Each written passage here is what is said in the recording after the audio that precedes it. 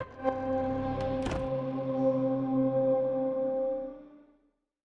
Ben Wander from the Wandering Band, and I'm a game designer, writer, and a bunch of stuff on that game. So Ben, talk about Airborne Kingdoms. What is this game all about? Yeah, Airborne Kingdom is the Sky City Builder, so it's this unique blend of kind of city management game and exploration, where you're taking care to craft your own unique city in the sky, and you actually use that to move around and explore a randomized world filled with quests and technology and objects that you can find to grow your city even more. Now, it's a city sim game at its core, but at the same time, it's also open world. Can you talk about this world that we'll be exploring and interacting with? Yeah, totally. So the world is entirely open. We kind of start you near the same area at the beginning every single time, but then it quickly becomes entirely randomized. We have little bespoke areas that we sort of plop around the map in various ways, but the order that you find stuff in, what technologies you'll find, where you'll find them, where all the hidden secrets are, where all the small little settlements that you'll find, all of that is entirely randomized every time you start the game. Now, Ben, from a narrative standpoint, can you talk about what's involved in building up this world that you're openly exploring? Yeah, that's really interesting. So what we've basically done is built more of a legend or a myth of this world, and kind of thought about, okay, well, if this sort of mythology exists around this world, where are you seeing that, and how are you seeing that? So very broadly, the scope of the game is that there used to be an ancient flying airborne kingdom that connected all of the lands together and connected everybody together. And one day it disappeared. It just mysteriously went away and nobody knows why.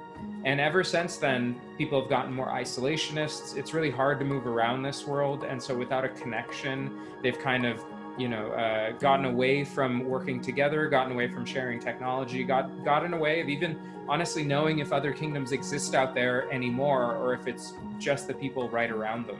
And your clan, your small group of settlers, has unearthed in an ancient ruin the makings of a new airborne kingdom, and that's sort of where we kick off the start of the game. Of you're finding and recreating this prophecy to bring this airborne kingdom as a capital of a new golden age, perhaps. And that's kind of your goal, to connect everybody together. And along the way, you're discovering, little things that makes each location unique. You're helping the different locations connect and solve their problems in ways together. And so, yeah, that's kind of the idea behind it, is that you see little glimpses into the different parts of the world, depending on who you meet, and when you meet them. So kind of elaborate more on that. Like, when you're designing a game, when does the narrative process start? Does it start before you even talk about the mechanics? Are you already doing the world building and story of the game, or do you start with the mechanics and then build on the narrative from there? Oh, I think it depends so much on the game you're making, right? And so I can speak to Airborne Kingdom. In Airborne Kingdom, we kind of designed the story and the lore of the game along with the art style. So, Chi Fong is our art director, and we sort of talked about what type of world we could set this game in, and what would that be like? What does it mean to have this sort of flying city? Why would it be there? Are there other flying cities? Or are you unique? Okay, well, if you're unique, why are you unique? What's different about you? And so it's this. It kind of does have to all come together at once in order to strike a cohesion. If you leave it a bit too late, then I really feel like you're losing out on a lot of what could be integral to the story bits inserted into the gameplay from the beginning. So, like, that's funny because we've talked about this before, about your art style is very reminiscent of like the opening of Game of Thrones. Like, that's what I kind of like about it, like very like pop-up book kind of like stylized. Yeah, totally. It's we tried to think about it like a clockwork sort of, like a miniature world that you're sort of seeing the clockwork version of. And so, yeah, it has, the tilt shift aspect to it. It has all these like little gears and knobs and pulleys and stuff. Music boxes were another big influence for the art style. So, you'll hear little twinkles of music around your kingdom if you fly your camera through it and stuff. So we really wanted to give it this like almost verisimilitude, where it looks like it's something you could almost grab and touch yourself. And we feel like that adds a lot to a city builder, where you are kind of above it. Your camera is above it most of the time. It feels really good to think that you can grab this thing and hold on to it. So, as far as the writing goes for something like this, like there's different types of writing. You have writing for television, you have novelizations, you have film, and now you have video games. Like, is there a different process for writing? Are there different rules you follow differently for a video game as opposed to like those other ways of writing? Yeah, I'm sure. I mean, so I guess I've never written a novella and I've never written a TV series.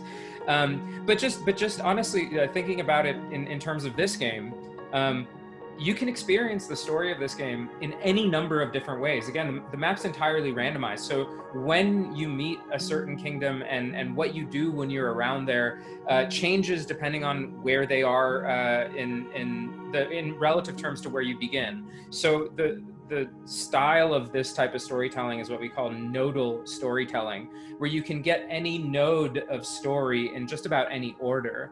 And so this type of writing, 80 Days, there was a game that has it, Where the Water Tastes Like Wine is another game that is very well known for this type of nodal storytelling.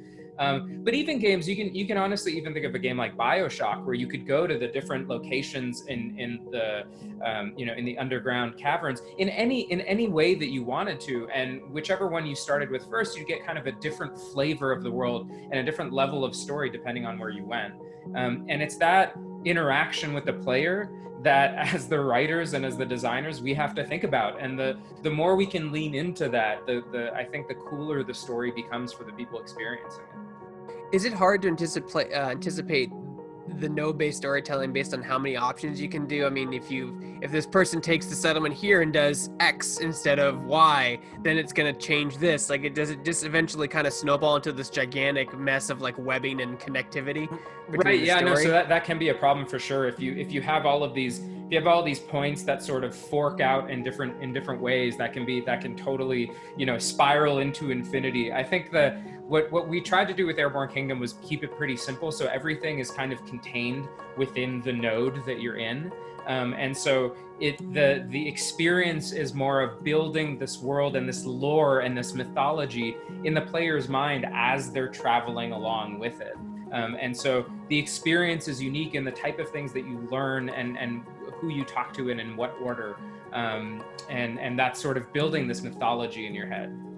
Is it hard to kind of introduce people to a world where they have to see it from afar? I mean, we'd all love to have the budget of Blizzard to do cinematics, but sometimes that's not the case. You have to tell a story in different ways, more subtle ways.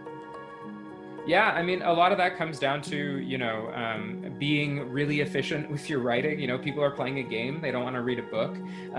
It also, understanding the fact that as a writer, people might come to this game just as a city building game, and that's totally fine. People don't have to interact with the story. That the tasks and quests and things that you do are very clearly laid out and marked on the map, and so you don't really have to interact with much of it. You can just skip through most of it and be fine. Where I come in and what I really like to do in games is get deep into the lore that's there. And so it's my job as a storyteller to sort of weave that tapestry for people who want it, for people who want to sort of experience it and understand, okay, here's this really neat world. It feels really nice. I'd like to dive a little deeper into there. Let me know, what are these people doing? How are they doing it? What are their lives like? What are their interactions like? What are their feelings like?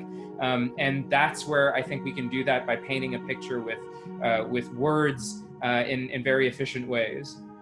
Can you talk about your specific process for developing this world of Airborne Kingdom? I mean, where do you start? Do you start with just, once upon a time there was a kingdom in the air? Like, walk us through that process if you can. No, I think honestly where we started was, or I guess where I started was, what does this world look like now and why, right? So we knew in the beginning we wanted a single kingdom that was airborne, that flew around, and we knew that the resources had to be fairly limited in order to facilitate gameplay. Okay, starting from that kernel, what does that tell you about the world? why is the world like that? Why is it this way? And really beginning from there, beginning from like a gameplay moment. That's what I was talking about earlier, of like trying to incorporate the story early enough so that you can bend it around the gameplay, and then you can lean the gameplay into the story. So, why is this single world out here so barren? Why are all of these kingdoms isolated? Things like that. That's really where I started. And then going from there and explaining the world and thinking societally about each of the different elements of the different areas in the game, of the different people and what they're doing and what they're feeling. It's really about building the lore first, and then kind of placing almost a legend on top of it, sketching out kind of a story with an arc around the rest of it. I think you kind of hit the nail on the head with games and getting people to read, because people like nowadays, they will just refuse to read in games, especially if they click on an NPC or some kind of story and they get a wall of text. They'll just skip over it, don't even read it. It speaks loads, because in the 90s, especially with RPGs, like people would read. They would just read pages and pages, and they wasn't a problem. But now they think they just want to skip through all of it. Why do you think we've had that change between RPGs of the 90s and now in 2020? Well, I think part of it is just how good AAA games have become at really leaning into, like you were saying, the cinematic cutscenes, and games in general have become more film-like, and so I think that becomes the expectation for players when they're playing something. So as an indie game developer, I have to be really creative in when I'm sharing the story and the lore with people, and how I'm doing it, how I'm doling it out. I never want you to see a full page of text in the game, like a wall of text all immediately at once. I want you to interact in order to get that. And I want you to want to read it and want to find it. And that comes from the writing style itself, but it also comes from the presentation, right? It comes from highlighting keywords and phrases so that people who want to just kind of scroll through it with their eyes really quickly get hooked by those phrases, and then might actually read the rest of the sentence. It comes with, not giving the player a giant chunk of text all at once, but doling it out in like small increments to sort of entice the player, in that they're interacting with something. They're not sitting on a bench reading a book. They're playing a game, and they expect to be a part of that. And so it's little kind of, it's playing with the player's psychology and their expectation in terms of what to give them and when. Would having a bigger budget, like say like something like AAA, would that change the way you kind of write narratively, or do you think you'd still have the same process whether you had a budget of $100 million or $1,000? Oh man, that's a good question. I think if we had a really big budget, we wouldn't be able to make this game. Like it's I think that's what makes indie games unique, right? Is that you can sort of make worlds and paint stories that don't really exist in any other genre or industry or level. And that's because like you can be really creative and not worry so much about like spending big on a huge budget or anything like that. So I would worry if we had a big budget, we wouldn't be able to make this same world. We'd have to make something, more tropey and different. And so I really like what we've made with this. What's the biggest misconception you think when it comes to writing for specifically stories and world building in games itself? I think the biggest misconception. That's an interesting question. What is the biggest misconception? I guess one of the things that, a lot of people think that happens in games is that the writing comes at the very end. And I think that used to be the case in a lot of games. But if you see games that have really rich lore and really deep story, it has to come way, way before that. It has to be part of, even if it doesn't necessarily impact gameplay as much as you might think it would, it almost has to be a pillar or a beacon or a guiding post, kind of that you're anchoring all of your ideas to. You want to think, does this make sense with the lore? And if it doesn't, do we want to change the lore? Do we want to change the gameplay? Finding a way to meld all of your different elements is really important, such that I think you can really tell the games that where the story and the gameplay are wildly divergent, or where the story came in right at the end. I think it's more obvious these days because people don't do that as much anymore, and I think the players expect more from their games than that. What advice would you give to someone who wants to write stories for specifically video games itself? Oh man, that is advice that I would give no matter what element of games you want to be a part of. Keep making games. If you specifically, if you want to write story, make interactive fiction. Use Twine or use ink or find a way to make an interactive story and just keep writing them and keep making them. Build up your portfolio, and that does a number of things. One, it makes you better. Two, it shows off your portfolio to anybody who might want to see it or who is interested in it. But three, it also tells you, hey, do I like doing this? Maybe you really like writing nonfiction, but you don't like writing games so much. Or maybe you like writing a story, but you don't like it to be interactive. And actually just doing it over and over again and repeating it makes you consider, hey, is this a fun hobby that I might do every once in a while? Or is this something I really want as a career for my life? It comes out this fall. So you can't play it yet, but it's coming out this fall. You're really close. How has the stay-at-home orders affected the game development, if they have at all? I know a lot of teams are already working remotely. Yeah, we were already virtual, so thankfully it wasn't too bad. One thing that we like to do as a team is, every 6 months we like to get together in one location and just all work out of the same Airbnb, kind of coding away or writing away or designing all together. And we haven't been able to do that, but honestly, that's not as big of a complaint as I'm sure a lot of other teams have. And honestly, a lot of people in these trying times, I'm happy to say that nobody on our team has gone through anything too horrific. And I hope, knock on wood, that keeps going. And I hope that everybody out there is doing okay and is staying safe. So Ben, when does the game come out, and where can people go to support it? So the game comes out December 17th. It's super close. You can go to airbornekingdom.com to find out more information, see screenshots and videos and things like that. You get a link to our Discord there where you can join our community.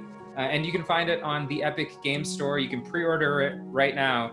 And yeah, it'll come out in December. Exciting.